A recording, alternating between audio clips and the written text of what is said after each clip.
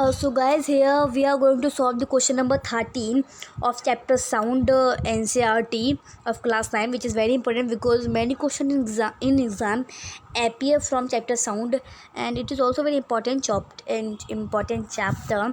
And basically the numerical appear in exam in the form of 2 marks and sometimes 3 marks, so it is very important and we have to complete the numerical concept of this chapter. So now here I am solving the question number 13, and I also solved the previous numerical of chapter sound on my YouTube channel, so please watch it. And and now here we are solving this question number 13. So the question number 13 says, I did not write the question, so sorry guys.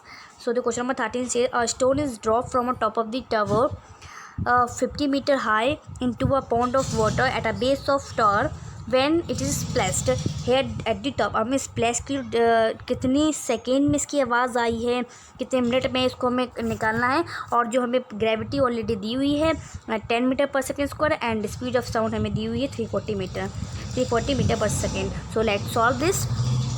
So the distance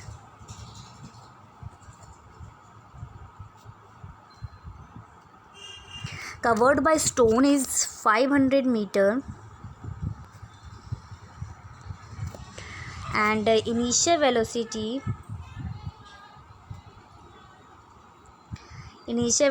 जो दी हुई है वो जाहिर सी बात है भाई, initial velocity दी नहीं है तो कोई बॉडी रेस्ट में है देन वो 0 ही मीटर पर सेकेंड होगी. तो आपको उसका कंसेप्ट भी समझना है साथ साथ में.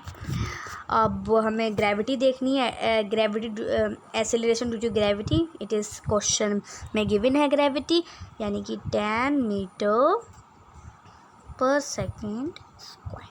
सो now we are putting the formula, very simple formula. S is equal to ut plus 1/2 gt square.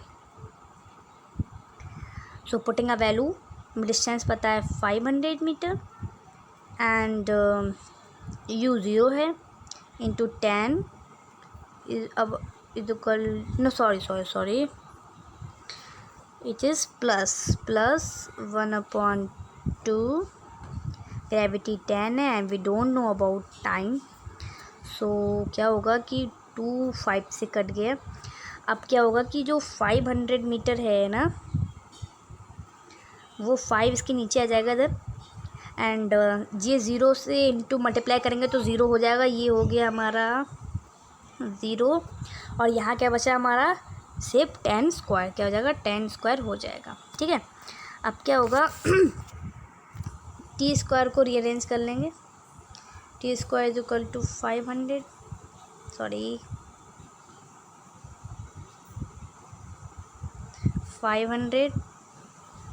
Upon 5. ये आ जाएगा आपका 100. 1 मिनट आ जाएगा 100. ओके. तो क्या होगा, अब हम टी स्क्वायर हो गया हमारा 100, इसको हम रूट में ले लेंगे. T is equal to √100. जाहिर सी बात है इसका रूट 10 होगा, तो 10 आ गया. क्या हो गया, अब हमें क्या देखना है कि the time taken by sound to cover a distance of 500. अब हमें साउंड की डिस्टेंस फाइंड करनी है जो उसे 500 मीटर कवर करने में लगी थी. तो हमें स्पीड ऑफ साउंड दी है, तो ये 500 मीटर तो कवर की थी, अपॉन स्पीड ऑफ साउंड 340 दी है, तो उसका जाहिर सी बात क्या आ जाएगा 1.47 सेकेंड. आप खुद कर सकते हैं इसको डिवाइड, इतना ही आएगा. तो क्या होगा, टोटल डिस्टेंस क्या होगी, जाहिर सी बात है टोटल टाइम टेकन.